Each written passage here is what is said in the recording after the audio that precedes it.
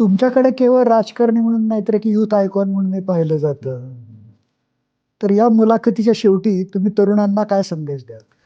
मी तरुणांना एकच संदेश देईल, की तुम्हाला जे करियर करायचं ते करियर करत असताना आपण डेडिकेशन तुमचं असलं पाहिजे.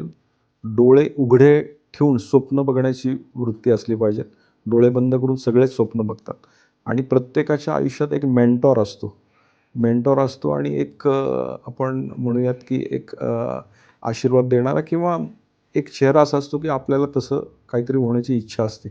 त्यामुळे त्या मेंटॉरला आपण नेहमी समोर ठेवून आपलं करियर 100% केलं पाहिजे.